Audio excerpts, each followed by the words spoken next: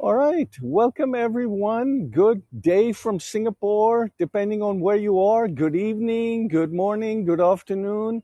My name is Imran, and I will be your host today.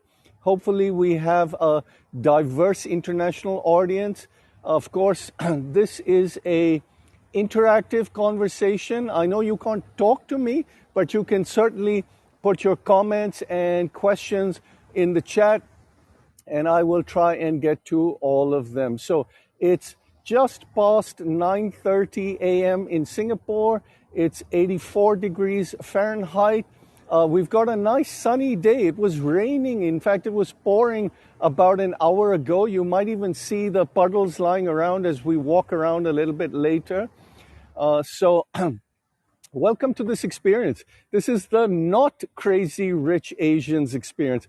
Some of you are probably familiar with the Crazy Rich Asians movie and the Hollywood representation of Singapore, and of course, the representation of Singapore, which most of us have in our minds, which is the Marina Bay Sands, the glitz, the glamour, the Chinatown, the Little India, all those places. But of course, for the 5.4 million Singaporeans, it is a very different Singapore.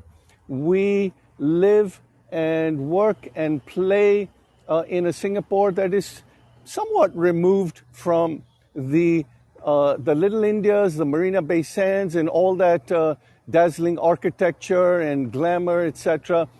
We live, I wouldn't say boring lives, but ordinary humdrum lives. And what I'd like to do today is walk you through my neighborhood and give you a feel for how most of us live. Now, just by way of introduction, if you're new, this is your first time on a experience with me, my name is Imran, and although I'm a tour guide now, this is my second life, a reincarnation almost, because for over 20 years, I was in the banking industry, and I have had the privilege of living, working, and studying in many different countries around the world. But I have been in Singapore since the last century, 1997, and this is home for me now. In fact, speaking about home, the building that you see behind me, that is in fact the building that I live in. So I have a small apartment in there, and that's where I'm staying now. Thank you very much, Katie, and thank you for all of you for joining. Let me start with a little bit of introduction into Singapore. Singapore, we often fondly refer to as the little red dot. This will tell you why we call it a little red dot. It's basically a tiny little island. If you look up Southeast Asia on Google Map, you will not even see Singapore. You will see Indonesia, you will see Malaysia, you will see Thailand. You have to really hit that plus button several times before you see Singapore, the small island below the Malaysian peninsula. It's so small, I use the reference of a marathon run. You run from east of the island to the west. You're running about a 1.25 marathons. If you're not so fit and you want to start, north to south, about half a marathon. That's really how small we are. If you have traveled to Singapore, or if you would like to travel to Singapore, and hopefully all of you will one day make it here, you will probably land at Changi Airport, which is right on the extreme east of the island. And on the west, we have Jurong, which is also where Singapore's industrialization and modernization process began. But within this 5.4 million people, we really have a very, very diverse religious breakdown. You can see, based on the slide that I've just put up, there is really no one religious majority, religious faith which has a majority in Singapore. It is one of the most religiously diverse countries in the world, simply because so many different faiths are represented in reasonably large numbers. So it's not that we have more religions than other countries. I'm sure in countries with larger populations, including the US and many countries in Latin America, more religious faiths will be present. But because of the breakdown, the fact that Buddhism, which is the largest or has the plurality, is 31%, you can see the other faiths there. This is, of course, a strength for us here in Singapore. We see it as a strength because religious diversity also enhances cultural diversity, it enhances experiences and so on and so forth. However, if we look around the world, you just have to switch on your television, watch the news, and see that religious differences are also a major factor for conflict. So this is something that we have to manage very, very carefully here in Singapore. And as a result, we sensitize our population really from primary school level up to show respect to different faiths and to try and breed a type of integration. But if you want to know a little bit more about Singapore and how it got to where it did, 2 days from now, I will be hosting a session called Singapore 101, basically Singapore's modern history in approximately 1 hour, of which a large part will be Q&A sessions. So you can ask me anything you want about why chewing gum is banned to how did Singapore become as wealthy as it has become. And I will try and answer all of those questions. All right, so please do look out for that. Now, where exactly do we stand as far as ethnic diversity is concerned? Singapore is essentially a Chinese city-state. It is about 3/4 Chinese, but you can see that 14% are Malay. Now, the Malay people are the indigenous people. So if you think of Malaysia, they are really the majority in the country, Malaysia, our neighbor up north. And then we've got about 10% of the population, which is Indian. In Singapore, Indian is primarily South Indian or Tamil, not North Indian, as is commonly the case in, say, the UK or even parts of the US. So over here, if you go on my experience, walk around Little India with me, what you'll see is primarily South Indian culture. But this breakdown also means that we have 4 official languages in Singapore. So you can do official business with the government in these 4 languages. And what are they? Mandarin, Malay, Tamil, and English. English is the universal language, which means that all education, primary all the way up to tertiary, is in English. And pretty much everywhere you'll see primarily English. So as we walk around, you'll see several languages, but you'll find that English is probably the most prominent. All right, just 1 or 2 more minutes before we start with the actual walk itself, because I know you are probably getting tired of looking at me and listening to all this. So where is my neighborhood? My neighborhood is Sembawang, which is in the north of Singapore. In fact, we're not very far from the Straits of Johor that separate the body of water, which separates Singapore from Malaysia.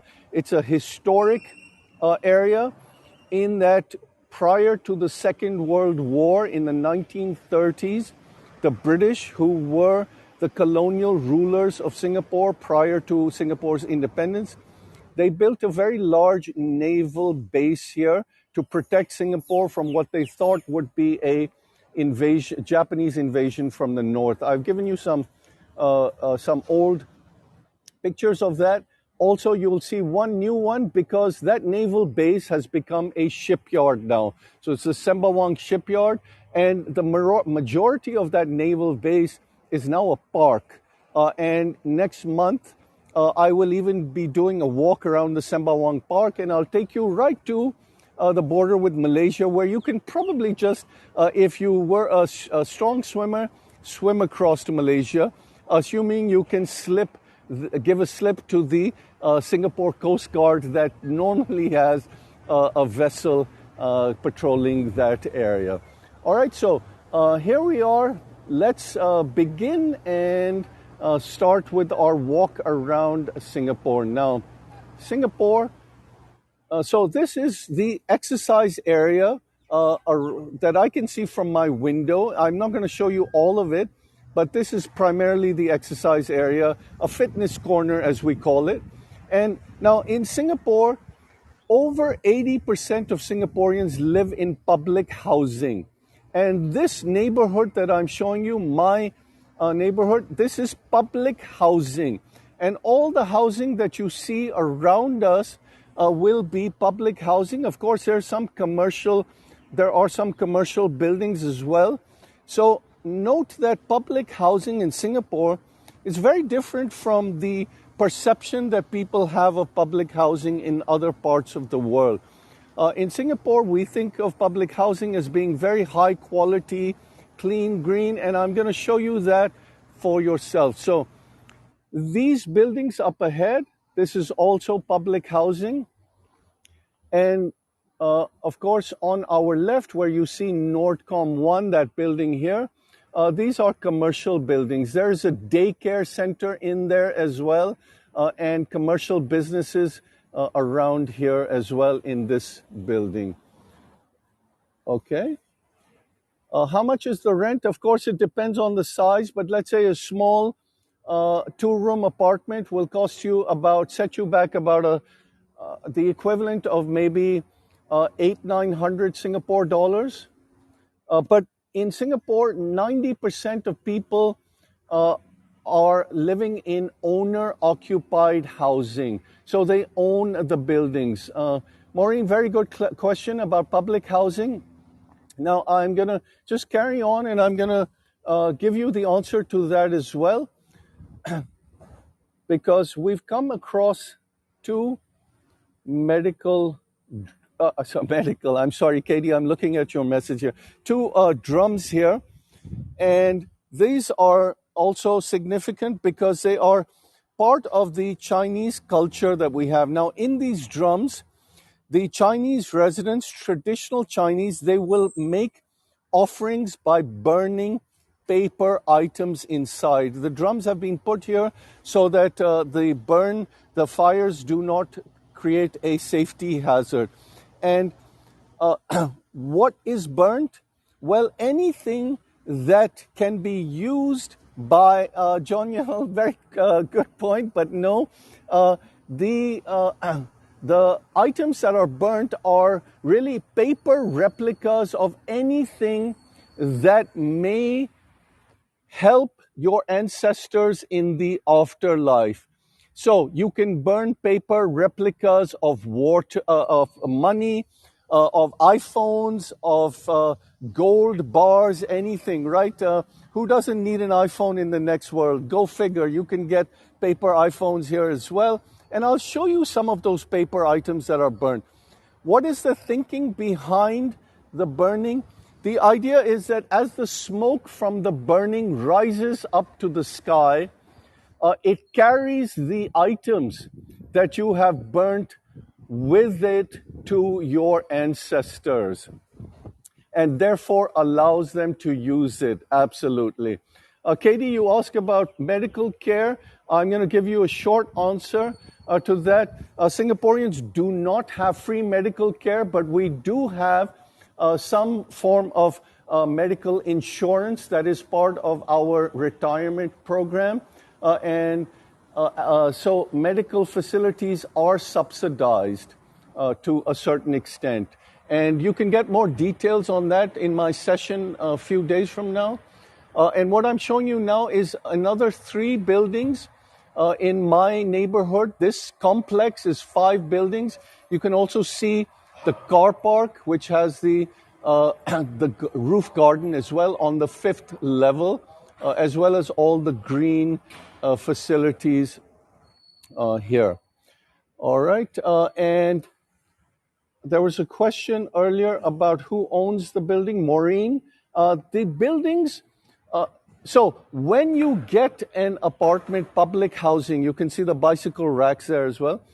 Public housing, it is owned by the individual. which means that, for example, if I own the apartment, it's mine. I can leave it in my will to my pet dog, to my pet cat. I can leave it to charity. However, and I'm now walking through the void deck, and I explain that in a short while. However, these are leasehold apartments, which means that I own it for 99 years. After the 99-year clock runs out, it goes back to the government. The agency that builds these apartments is called the Housing and Development Board. All right, and this is the lift landing for one of the buildings. You can see also that we are, when I talk about clean and green, I hope you can see that. And I do want to show you another few things here, because on the notice board, you can see we have two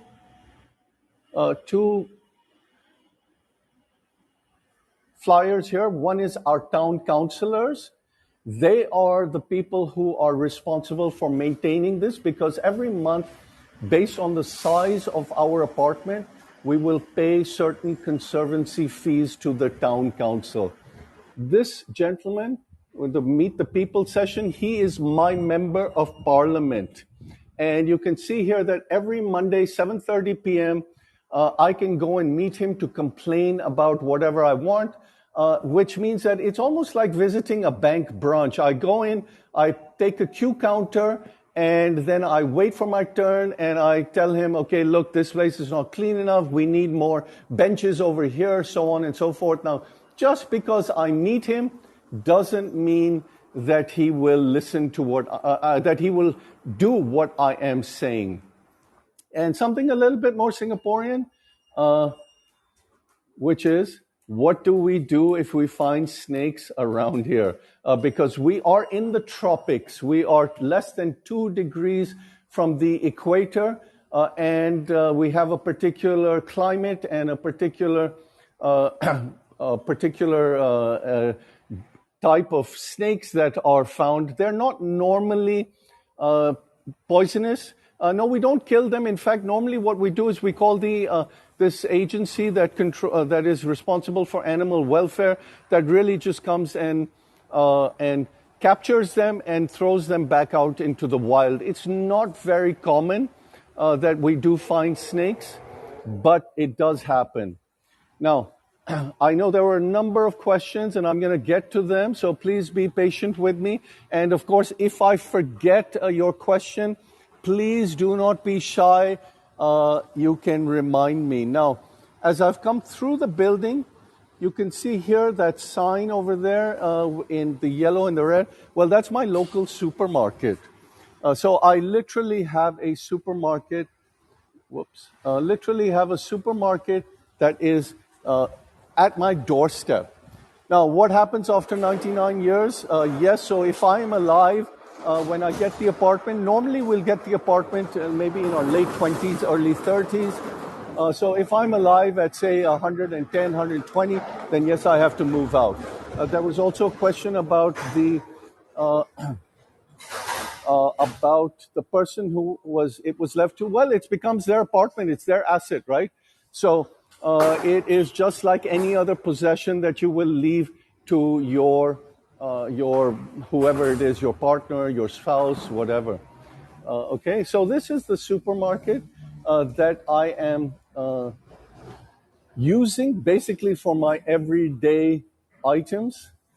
And it is pretty large, so I get most things here. However, there is a bigger supermarket near the train station, and I'll point out the train station to you. By train station, I mean subway. There's a bigger supermarket, and there are a few other supermarkets nearby as well. So you can see inside both fresh produce and packaged processed food as well. All right. I will come back to these questions. Please bear with me, because as we walk past here, I want to point out a few things that are, there's some deliveries taking place. Yeah. So, I showed you the drum in which they burn items. Well, these are joss sticks that are sometimes placed around, incense sticks that are placed around the items. Why? Because incense smoke carries your prayers with up to the heavens, up to your ancestors. And filial piety is, of course, a very big thing here. Katie, I showed you the parking lot there when we were walking by. It's the one with the roof garden on it.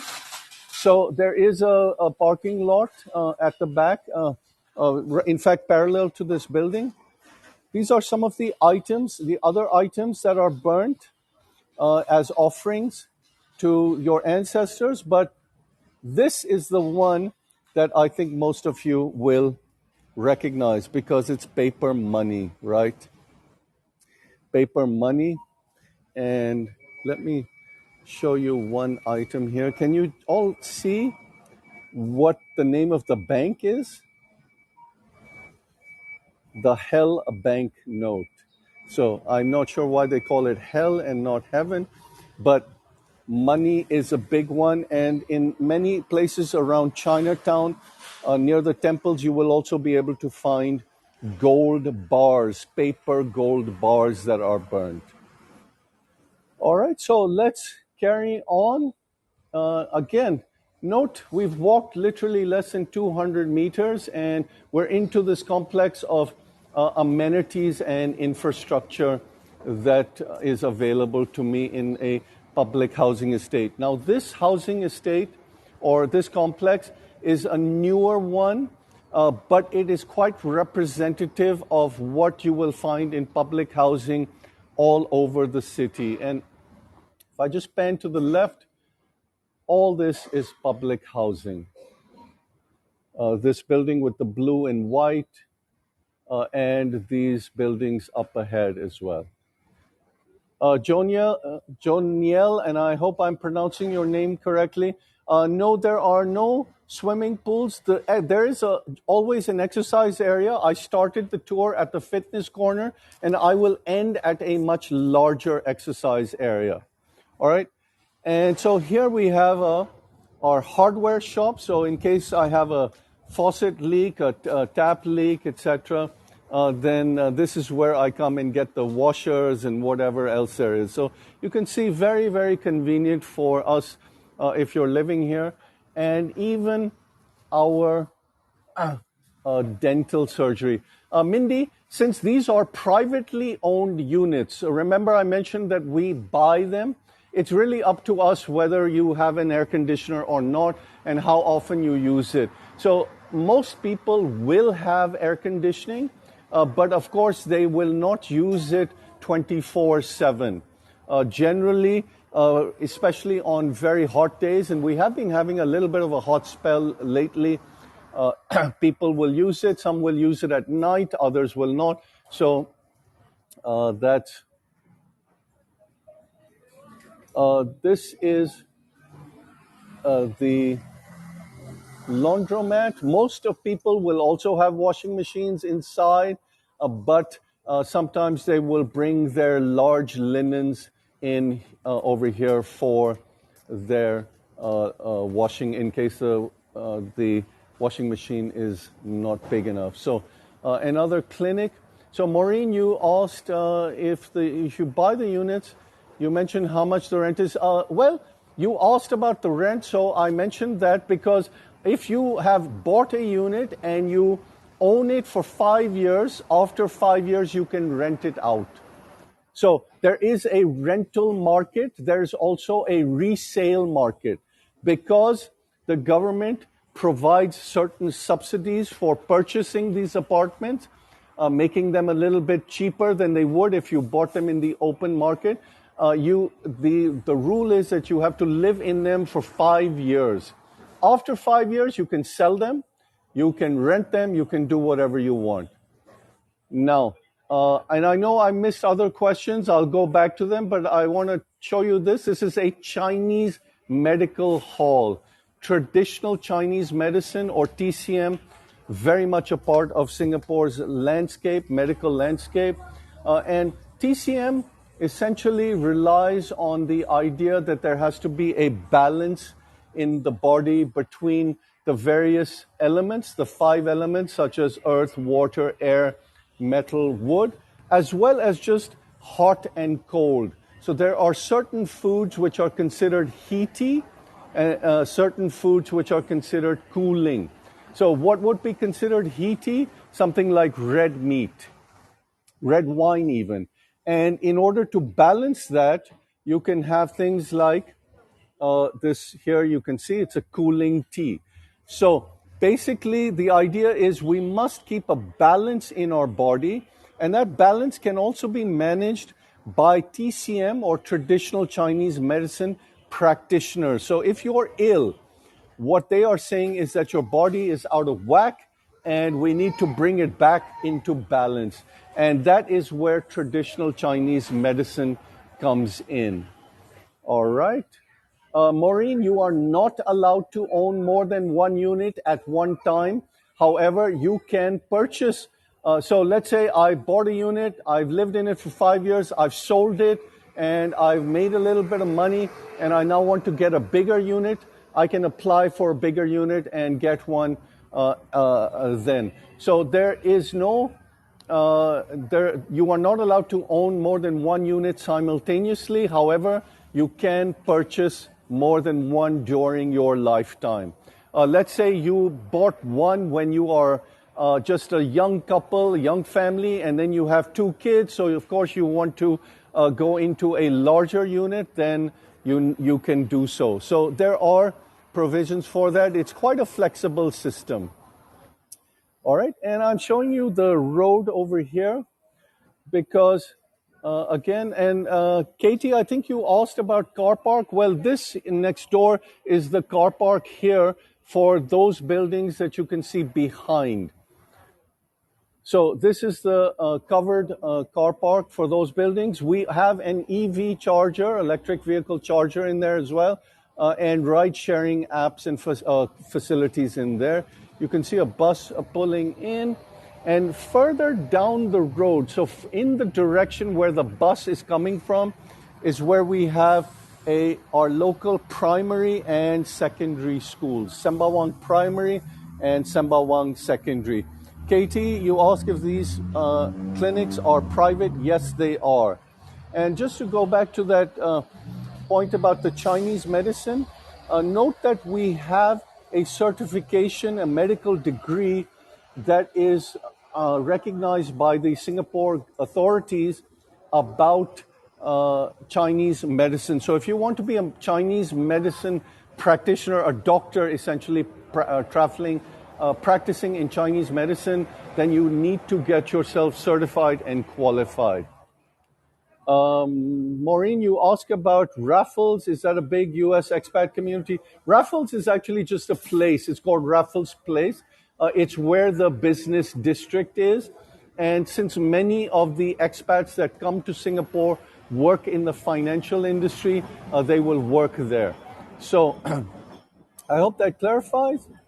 Now, this is an area which is called the coffee shop. So it's not the Starbucks type coffee shop.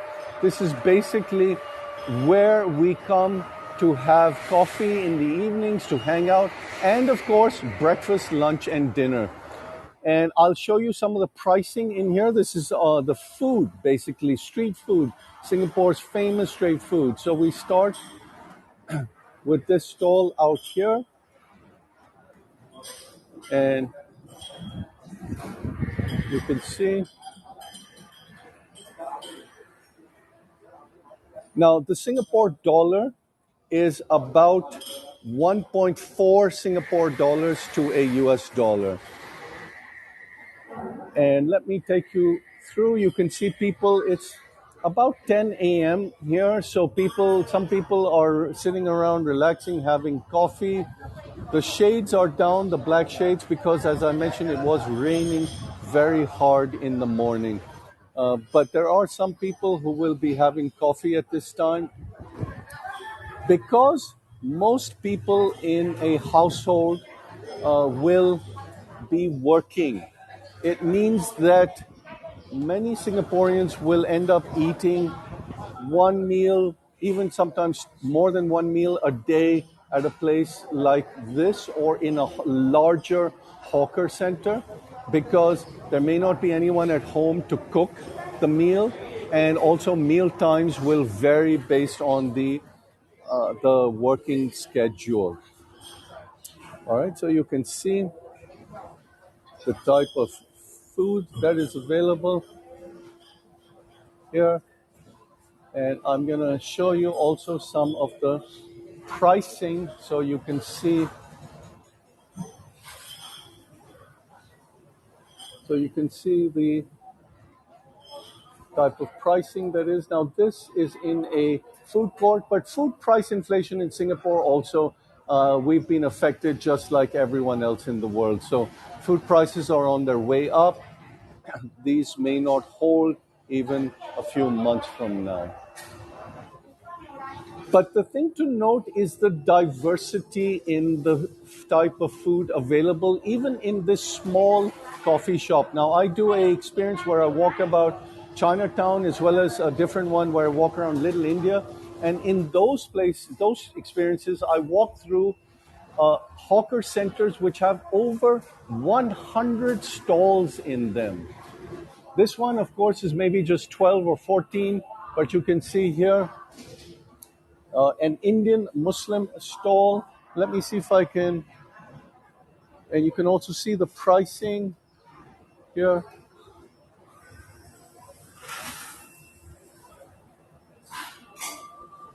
Now these pratas, they are very, very common breakfast foods here in Singapore. Joniel, yeah, it's probably not the healthiest of foods. At least this prata here, it's quite unhealthy. But it is something that we have quite often for breakfast over here. And then, of course, something that you probably see in most Chinatowns in many cities around the world, but you can see uh, here. Chicken rice is another popular dish here in Singapore. It's basically steamed or grilled chicken served on a bed of rice and flavored with certain condiments. The rice is often even steamed in the water that the chicken may be boiled in. Noodles, of course, very much a part of the Chinese cuisine. And it's 10 in the morning, so the seafood stall is not open, and neither is this one here at the end. And of course, drinks, including a very broad selection. If you look up here, let me see if I can zoom in. You can see the different types of coffees and teas. Coffee O, coffee C.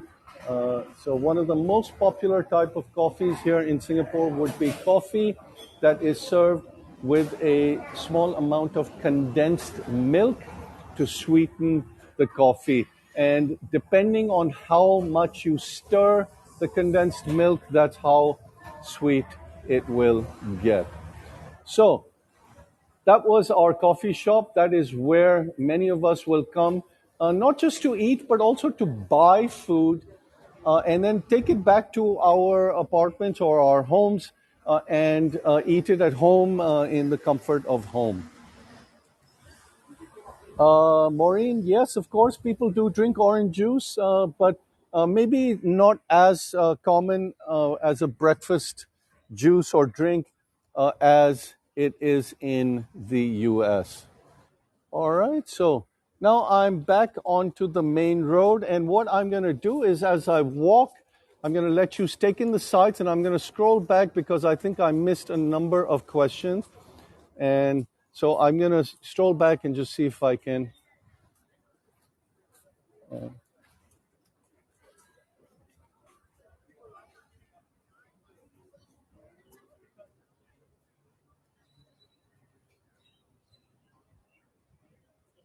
Okay, Maureen, earlier you asked if you buy the apartment or rent it. Well, I mentioned there's a resale market as well as a rental market, but primarily because over 80% of Singaporeans live in public housing, they own the apartment. Katie, you asked, can you leave your apartment to someone if you only live in your apartment for 45 years? After five, I assume you mean after you pass away, Katie, meaning that after your death. You can leave it to anyone in your will, which means that after you pass away, you can give it to anyone. During your lifetime, if you're still alive and you've lived in an apartment for 5 years, you can allow others to live in it.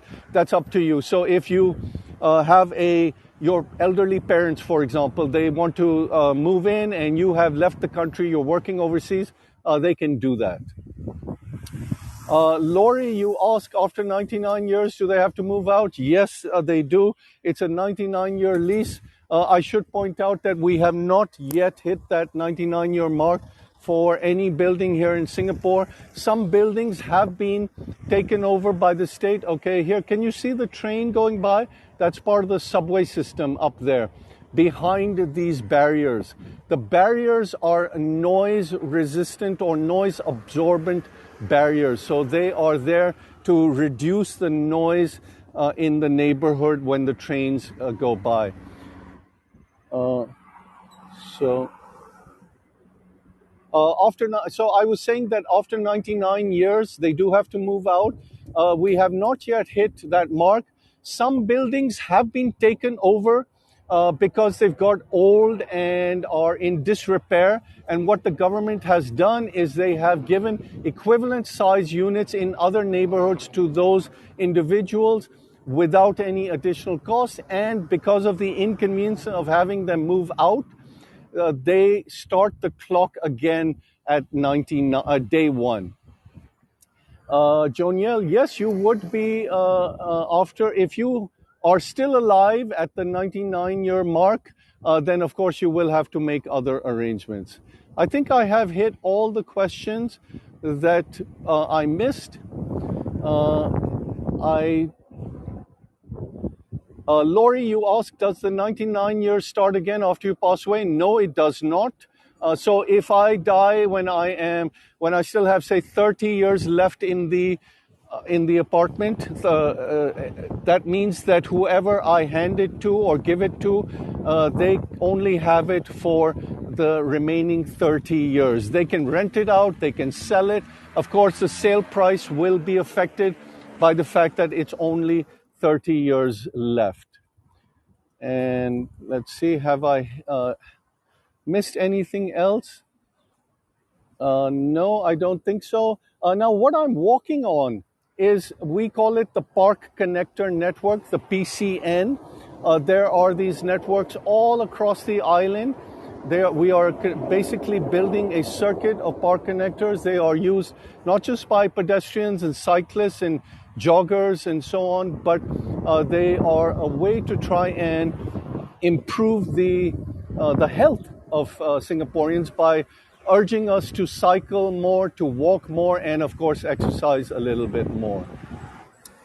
All right, so here we've come to the main Sembawang way, and I will show you where my local subway station is, which is the one that I use.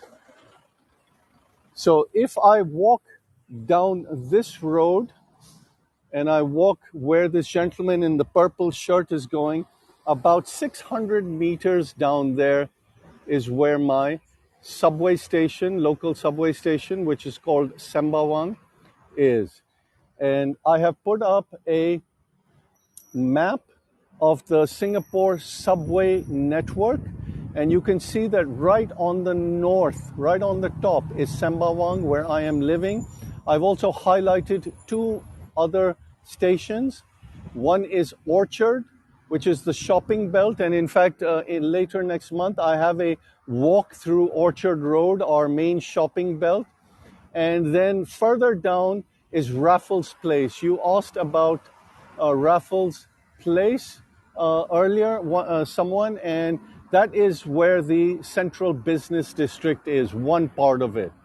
So for me to go from Sembawang to Raffles Place, door to door, probably about an hour and 10 minutes for me from the time that I leave my apartment to the time that I walk into the door of an office over there. And so subway lines must be about 6 or 7, and of course the network is being expanded. By 2030, the idea is that every resident should have a subway station within a 10-minute walk of their home. And Maureen, you asked about the famous food court that was in Crazy Rich Asians. That, I believe, was Newton Center. That is nearer to the central part of the city. However, Marina Bay Sands, where that infinity pool was, the roof garden, that is near Raffles Place. And I do a walkabout there from time to time, indoors. So you can see some of that as well. And anything I have missed? Mindy, you asked about how many cars do most family have, how many parking spaces. Okay, we pay for parking spaces, but it's not like Hong Kong where you are literally paying for a space almost as much as an apartment. But there's a monthly fee. Only 1/3 of Singapore households have vehicles because the public transport system, and I showed you the subway network, the public transport system is very, very efficient. And of course, the bus network complements the subway network. Okay, did I miss anything? Now, these are other buildings in my complex. So this is part of the 5 buildings that I spoke about. You can see them over here. And while I was walking, some of you may have seen, and I'm going to head back to it slowly, some of you may have seen these drains on the side here. These drains right here on the side, if you can see them. We have a network of drains that lead to 17 reservoirs around the island. Singapore, at its independence in 1965, did not have even any water supply of its own. Its water was being imported from Malaysia. And as a result, water security was something that we needed to address. And so we built 17 reservoirs, and now we harvest all the rainwater that comes in, the rain that happens here in Singapore. So around the island, you have all those drains, canals, larger canals, and then they link up and take the water into one of the reservoirs. So this is someone asked about the gym earlier. Well, I'm now coming into the larger exercise area, including the jogging track, which is located behind my complex. And this is where quite busy in the evenings. Remember, it's 10 in the morning and it is school time. So it's only in the evenings that this place gets a little bit busy, particularly with families that come here during the evenings to get some fresh air, let their kids run around, play with some of the items, and so on. David, I'm not sure how to respond to that because, of course, Singapore is a sovereign nation. We have very, very good relations with China as well as the US. Singapore, its largest trading partner, in fact, is China. And number 2 is Malaysia, which is our northern neighbor. As you know, Singapore has its own unique identity, which is not purely Chinese, depending. So that is why, as you saw in the hawker center, the coffee shop, the food when the Chinese come here from mainland China, and of course, during pre-pandemic, they were one of the largest sources of tourists to Singapore. They are unable to have much of the food that we serve in these coffee shops because they are used to very, very particular Chinese cuisine. Whereas here, I showed you the roti paratha, which we have for breakfast, and also the fact that we have Malay food, Indian food.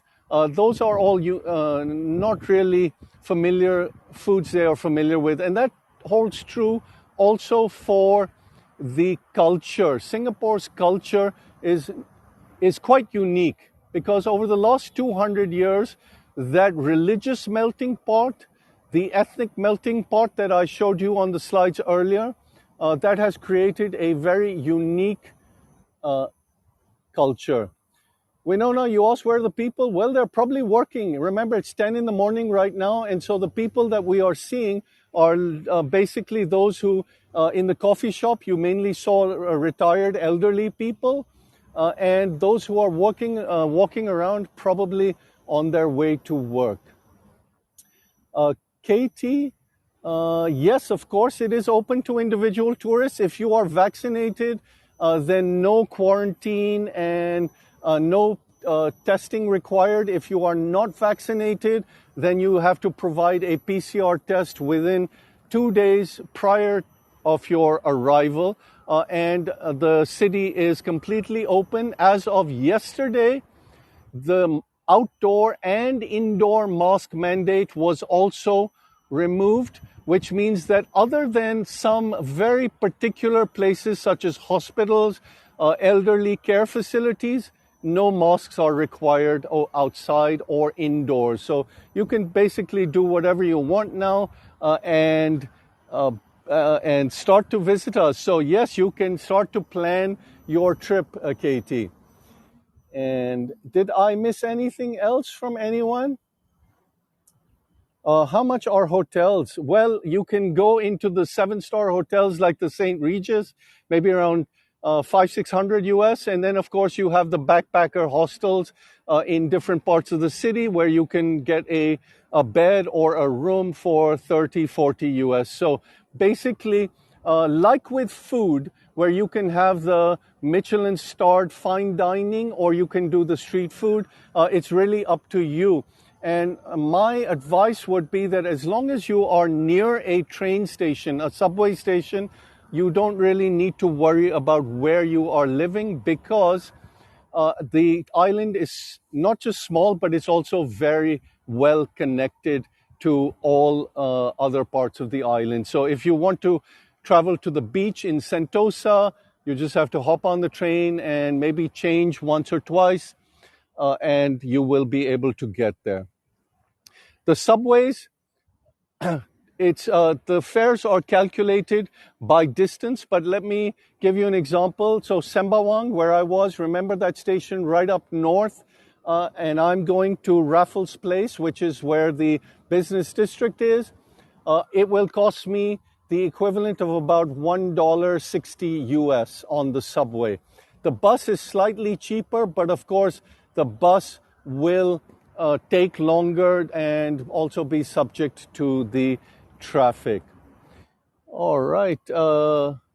Any 1 week or 3? Yes, of course, all those facilities standard. So if you want to get a weekend pass or a 3-day pass or a week pass, you can do all that. And Singapore is very, very digitally connected, like many other parts of the world, which means that all this sort of information and even bookings can be done even prior to your landing in Singapore. So, hello, which means that prior to arriving here, you can make arrangements to visit concerts, the Singapore Symphony Orchestra, all those other things. Subways and buses free to interchange? Yes, as long as you interchange, do the change within a certain period of time, normally 15 minutes, and then it will continue to calculate the fare based on distance covered. David, yes, of course. I remember if you were not here right at the beginning, I showed a slide about how small Singapore is and why we call it the little red dot. There is a land shortage, so we not only build up, we also build down. So when I walk through Marina Bay Sands, that iconic structure with the boat on top, the shopping mall has 3, maybe even 4, I'm not exactly certain, 3 levels underground. We also have oil storage facilities that are underground. And like Canada, parts of Canada, where they build a subway, a network of tunnels that connect different malls and stations elsewhere, they do it because of the cold. We do it for 2 reasons. One, because as Marisol points out, land is expensive, it's scarce. But also because of the weather. It is hot, humid, and raining all the time. So we have 2 seasons in Singapore, which is the rainy season and the not so rainy season. And the not so rainy season is often difficult to tell from the rainy season because it rains a lot all the time. So any other questions which I may have missed? Now, for those of you who are very interested in Singapore and want to find out more about it, remember, 2 days from now, I will be hosting a session on on Singapore 101, which is basically about Singapore's development from a third world to a first world nation. And that is where you can ask me all sorts of questions, anything that you want, and I will be happy to take them on. So yeah, Maureen, over here it's for the heat. I've never been to Montreal, but that's what people told me.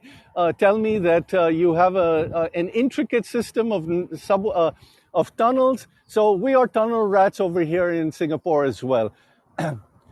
Yes, there are direct flights from New York to Singapore. I have not been to Toronto either. The only place in Canada I have been to is just across the border from the U.S. With at Niagara Falls. That's it. I have some very, very good friends who live in Canada, and so they're always asking me to visit Toronto, and one day I will do so. So, Katie, yes, of course it was. Singapore was, I shouldn't say of course, but yes, it was. Singapore was a British colony from 1819 until 1965, like the rest of Malaya. So what is today Malaysia and Singapore were British colonies, and Singapore was the administrative hub of the area, Malaya. Winona, don't worry, Singapore is one of the safest cities in the world. So even when there is no one around and it seems abandoned, you're still safe. We have one of the lowest crime rates in the world.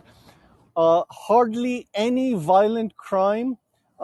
It's very rare for things to happen. Of course, you need to keep your wits about you, but even things like pickpockets, etc., very uncommon, very rare. And violent crime, well, I think the last time someone died with a gunshot wound was probably about 15 years ago, because gun control is also very strict. So Singapore's social contract, which I'll talk about more in my session on Singapore 101, is very different from many other parts of the world.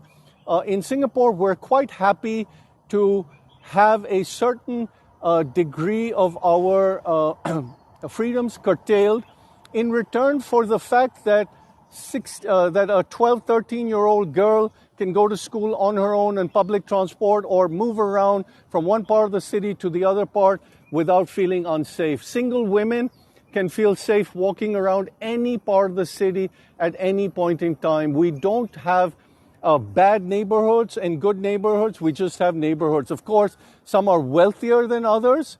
So if you go into some of the districts that are near the central areas, the property prices are much higher. However, it is, as far as infrastructure is concerned, and maybe you've seen some of that in this area, which is the north of Singapore, quite far from the central district.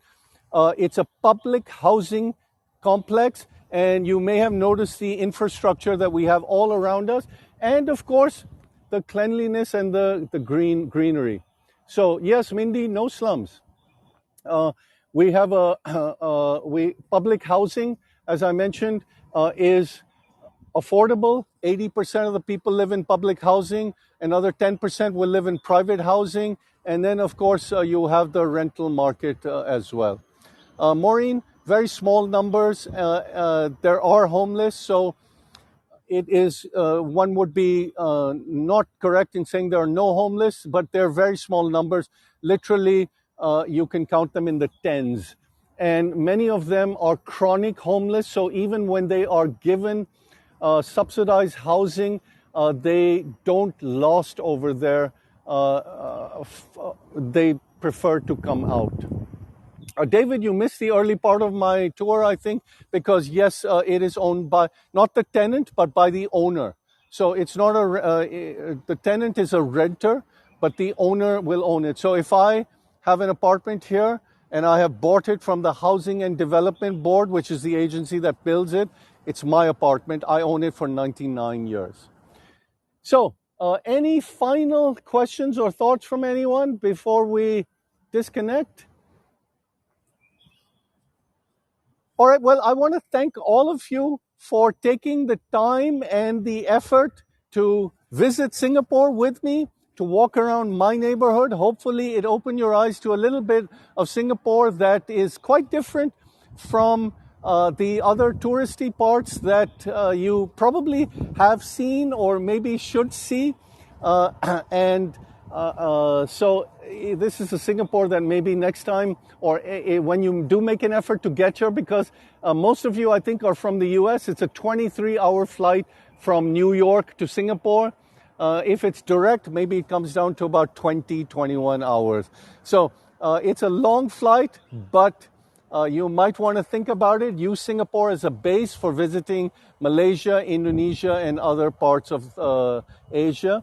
So thank you all for those of you who have left a tip. If you can leave a tip, it will be much appreciated. It helps me to put out more content and tours on this platform, which is a wonderful platform that all of us can use.